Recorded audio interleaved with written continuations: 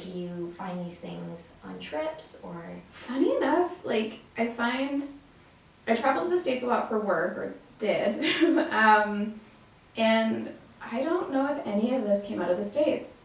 I do see it there, but I try to find it at a price range that I can afford. So I often have lucked out in local places like flea markets, antique fairs. Like this piece came out of one of my favorite stores that's no longer around that used to be in Steveston. It's called the General Store, and they had mostly vintage stuff, some modern. It was like a mix of like kind of consignment and stuff, all small, some good jewelry, really cool art. I always went in there and spent more money than I expected, like every time. And they're not around anymore, but they had some of the best stuff in the Lower Mainland, even in like BC in general, because there's not that many antique stores anymore, but they were somewhere that kept popping up with like really true old pieces. It was really cool. They didn't have clothing or anything, but they would have pieces like this, so that was one of my favorites, and their prices were really good. I think I paid like $6 for this. I was very excited. I don't think anyone understood that it was made from human hair. I just thought she was cute. But otherwise, yeah, and then I've met a handful of dealers over the years that deal in antiques or clothing or whatever who I've expressed an interest in hairwork stuff, and they come to me now. They've like messaged me when they come across it and stuff, because they know it's cool, but they know how much I enjoy it. So I've had a few dealers call me, or then they run into me and they're like, oh, I have this for you, and they've been hiding it around and stuff. So I think that's how networking is a really good way to come across stuff that you're looking for. It's definitely how I found a lot of stuff over the years. Yeah, because some of it, when you look at it from far away, it looks like maybe it's a cord or not actual hair, but then as you look closer and you realize it's hair, because you've got some really tiny pieces, and it's so fine that you couldn't right off the bat, sort of just looking at it, know what that was. Yeah, it's one of those things where if you know what you're looking for, then you start to spot it.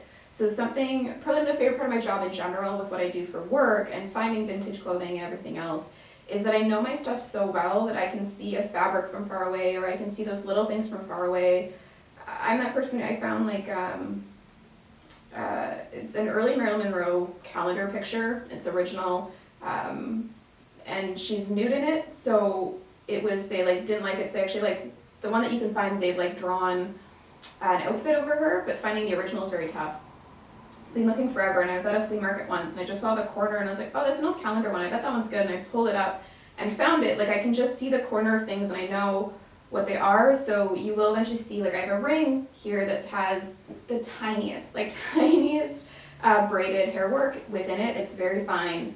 And that one was from a flea market, or like an antique fair kind of flea market, and I just looked in the case, and because I'm looking for it, I knew to look at that ring and see that detail, and I could see that there was hair, and I was like, hey, is that a hair ring? Yes, and then worked out a price for it. So it's all about knowing what you're looking for, so if you really like it and you research it, you'll start to like see the telltale signs of it. I also find that a lot of lockets will end up with hair inside and stuff, so I'm really big on, if I see a table of jewelry, I always look inside all of the lockets and to see if there's still hair. Sometimes I'll look behind the little glass and see if there's any left and things like that. Because I also like stuff with photos, so like I'll look in lockets anyways, but that's usually what I'm looking for. So I have 2 lockets and then a piece of a locket here that you'll see at the end that have photos and hair work inside. So. And she is an expert thrifter. I've gone thrifting with her. She's very quick and finds the best things.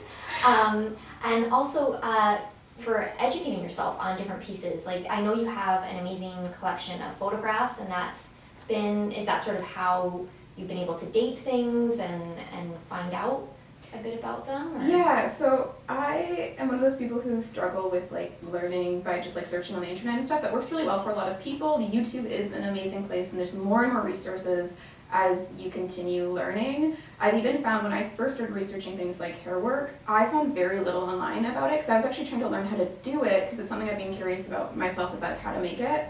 Then last night, while I was trying to refresh some of my memory, it's been a while, I found more and more articles that actually express like how it's made and like more details about it than were out even 2 years ago. So I would say online resources are a really great way to learn, especially about the more kind of like unknown stuff, like hair work jewelry and stuff like that, because people are starting to show an interest in it. They are starting to release that information. More and more people are have these resources and are starting to want to share those resources with everyone else, which is really nice to see because I think that's so important in the vintage world and the historic world in general. Like how we learn is to be able to share that information as much as possible. As far as like what I do with clothing and everything else, I'm a really tactile person, so I collect a lot of paper ephemera. So I collect like old store catalogs and old photographs, like found photographs from people's collections or whatever you find in the antique stores. And I'm looking for very specific details.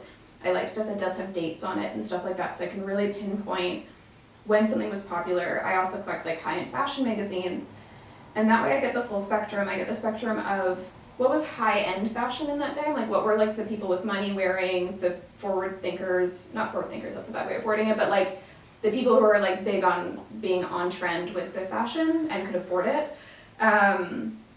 Then the catalogs show, depending on the catalog, but like the average catalog would be from like Sears, Montgomery Ward, that kind of thing, what like the average person could afford, right? What the average person was wearing. And then, so we're having some camera difficulties. Yes. The camera can flash as long as it's not saying it stopped recording. Okay. And then the found photographs to me are my favorite part because it shows actual people wearing clothing. So you can really see what people chose